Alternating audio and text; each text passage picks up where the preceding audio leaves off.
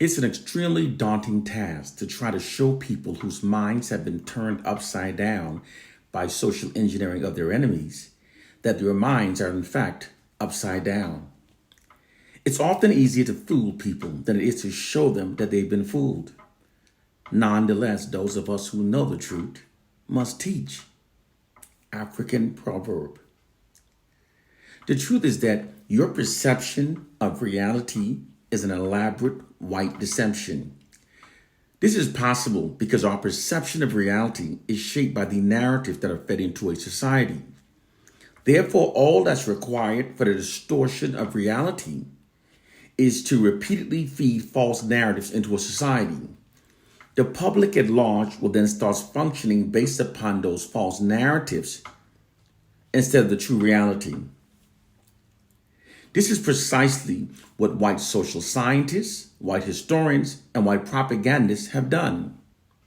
To create and sustain false assumptions within a society that aids in maintaining white social capital and white social dominance over Black people, they fed lots of false information into the society that falsely exalts whites and falsely marginalizes Black people. The public at large functions based upon their perceptions of reality created by those distorted narratives instead of the true reality. Case, point, and proof. The public at large currently functions based upon the perceptions created by the false presented narrative that the Wright brothers are responsible for the fact we now have airplanes. But here's the true fact of the contrary. A Black man named Charles F. Page that was born in slavery and that taught himself to read and write invented and patented the first airship before the Wright brothers did. The timeline of Page's patent is particularly significant. His airship was patented in 1906. The Wright brothers patented theirs in 1909, 3 years later. Although the Wright brothers' version was clearly inspired by Charles F. Page's, by patenting their later version as an airplane instead of also as an airship, and also by then labeling all following airships as airplanes thereafter, they've whitewashed history to make it appear that white men invented the airship, now today known as the airplanes. This is not a rare occurrence. It's a common practice. It's in fact the norm. Here's another example of the practice. The white society has also miseducated us to believe that Henry Ford invented the first automobile. It was actually an African American inventor and carriage company entrepreneur named Charles Richard Patterson that built the first automobile. The C.R. Patterson and Sons Company started out as a carriage building firm in 1873. In the early 1900s, Patterson and his sons converted the company from a carriage business automobile manufacturer company into an automobile manufacturing company. It was released in 1905 and sold for $850. It had a four-cylinder Continental engine. C.R. Patterson began making automobiles long before Henry Ford, and his automobiles was considered more sophisticated. Charles R. Patterson was also awarded a patent device for an early automobile called a trill coupling in 1887. Also an automobile furniture caster in 1891, and also the vehicle dashboard in 1905. And an African American named Clay Gordon, who worked for the C.R. Patterson and Sons Company, holds the Patterson for the first buggy top. That was the name given to the first roof added to the top of the cars. C.R. Patterson and Sons were forced out of business by Henry Ford in 1939. This is when he had closed his big wooden doors. The white society miseducates us also by believing that Thomas Edison is responsible for lighting up the world. However, the true fact is that after Edison patented his light bulb, no companies purchased it, no mass produced it. This is because it was deemed not efficient enough. It lit very dimly and lasted only a few minutes. The inventor whose light bulb was purchased, mass produced, and spread around the world was invented by an African American named Lewis Latimer. He sold the patent to the U.S. Electric Company in 1881. He was also dispatched around the world to oversee its installation. Therefore, the hidden true reality is that it was in fact a black inventor named Lewis Latimer that lit up the entire world. Latimer literally wrote the book on electric lighting and also holds a patent for the first electric lamp. He's also the man that drew up the patent schematic design for Graham Bell's telephone. The history we've been taught has been whitewashed to falsely exalt Caucasians at the expense of black people. A hidden historical fact that has been withheld from our whitewash history books is that within 80 years following the abolishment of slavery, and instead of receiving no reparation and wrought by the cultural trauma caused by the continued injustices of white racism, African Americans submitted 726 invention patent applications to the U.S. Patent Office. This isn't only extraordinary under these circumstances and so closely following slavery, but it more than doubled the patents submitted by whites, and it almost did it by 3 times. This scenario of blacks outperforming whites in the invention of revolutionizing technology has never ended. It's just kept from the public through the white society's monopoly over information.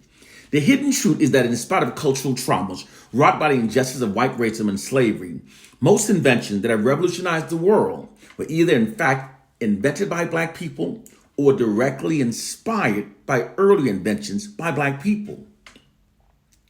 Without black people, there would exist no internet, no cell phones. We wouldn't have cameras nor microphones on our cell phones. We wouldn't have the current weather forecasting system, accurate weather forecasting systems. We wouldn't have the cataract laser removal scope. There would be no emails, no GPS, no hearing aids, no touch-tone phones, no caller ID, no home surveillance security system, no motorized vehicles, no steam engines, no traffic lights, no working light bulbs, no elevators, therefore no skyscrapers, no air conditioning. We wouldn't have the modern color PC, we wouldn't have 3D movies, central heating, we wouldn't have refrigerators, helicopters, washing machine, lawnmowers, dryers, refrigerated truck, blood banks, fiber optics, nanotechnology, female sanitary pads, bathroom tissue holders, pencil sharpeners, etc., etc. The hidden fact is that most technologies that we use every day came from the minds of black people. Black people have in fact enriched nearly every aspect of the lives of every person on this planet through our many inventions. It is the truth they hide from you. When a well-packaged web of lies has been sold gradually to the masses over generations, the truth will seem utterly ridiculous and the speaker a raving lunatic. The truth of the matter is that white people invented the patent office and have always used it to steal the intellectual property rights from black people. Because in order for black inventors to get our inventions mass produced, we have to go before white companies. These white companies acquires the right to the inventions and then places white faces in front of the technology. This scenario literally allows the white society to continue exploiting the intellectual geniuses of black people while maintaining the appearance and the perception that most inventions are coming from the minds of Caucasians. White propaganda designers conceal the facts that most revolutionizing inventions came from the minds of black people through their whitewashing propaganda campaigns that falsely gives their racial group credit for most inventions made by black people. It is a perception the world functions based upon. They do so while simultaneously making black people appear as being the elites of society that haven't invented much throughout history. This was more easily achieved than most people realize. All you have to do is keep repeating lies through media ads, falsely scripted movies, and miseducation, and before long, the majority of the population will then accept those lies and function based upon those lies rather than what's actually true. Those lies will become the truths, the perception of truth that the public function based upon. It's a true social science fact. Repetition of false information makes the information appear more truthful. The white society sits upon a throne of white exalting lies. The practice is called Orwellian propaganda. Orwellian propaganda are societal conditions created and sustained by misinformation, distortion of facts, denial of truth, and even the manipulation of the past to falsely exalt Caucasian, often while marginalizing black people. White historians justify this unethical practice by saying that it's customary for conquerors to distort facts and rewrite history to favor themselves. However, the true reason it's being done is much more self-serving of the white society. The first reason is because, according to white social scientists, in order for a dominant group to maintain its position of social dominance over its subordinate populations, the education and the history taught to the society must endorse the dominant group's position of dominance. This exaltation of the history of the dominant groups subliminally conveys the message that the dominant group is inherently superior and is therefore supposed to rule over its subordinate populations. This means that those narratives must always exalt the dominant group. White social scientists describe this nefarious practice as merely instilling a value system into the collective subconscious minds of the subordinate populations that makes them adhere to the authority and the existing infrastructure of the dominant culture. Those of us black people who don't critically think will never realize what's being done to us. The second reason why this whitewashing scheme is being done is because white social scientists also theorizes that a people's future is predestined by the history they're taught to believe about themselves. According to their theory, an inspiring history is required to achieve an inspiring future because people references their future capabilities based upon their past achievement. More specifically, people references those past positive information about their particular group to acquire a positive self-image and confidence that inspires their future. In a sense, the past can be treated essentially as a set of conditions that justifies or encourages future goals. People then references their potential capabilities in relation to the history they're taught to believe about their particular group. The true history of Caucasians does not inspire the future aspirations of their racial group.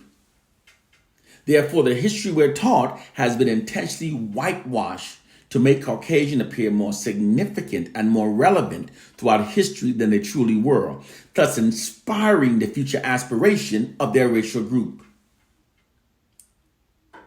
This whitewashing of history also provides the white society with a false historical platform that endorses their current position of social dominance. According to white social scientists and Orwellian propagandists, truth is not important for steering a society towards an inspiring future. What's only important is what's perceived as being true. People function based upon their perception of what's true rather than what actually is true. This is why social science also says that perception is more important than reality when it comes to controlling people. As I said before, the true history of Caucasians does not endorse their current position of social dominance, nor does it inspire the future aspiration of their racial group. Therefore, through Orwellian propaganda tactics, these objectives are met. The white society, they gave their racial group an inspiring future through Orwellian propaganda. This nefarious social science practice is what's meant when social scientists says those who control the past also controls the future. Giving themselves a history that gives them a historical platform that endorses their current position of dominance and that inspires their future aspirations is also the true reason why they miseducate us to believe that Africa's ancient Egyptians were ridiculously Europeans. However, all scientific evidence proves that they were in fact Africans. The geographical location of Egypt is in Africa. Radiocarbon date testings have scientifically proven that the ancient kingdom was built by Africans thousands of years long before the arrival of the first Arabs and Europeans during the 7th century.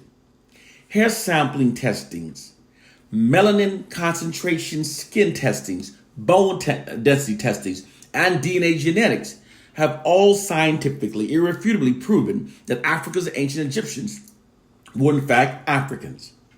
DNA analysis conducted from December 2012 to December 2013 on the mummies of Pharaoh Tutankhamun, Ramses III, Ramses IV, and many other by DNA Tribes, an American company which specializes in conducting DNA testings, have scientifically proven that Africa's ancient Egyptians were logically and accordingly Africans.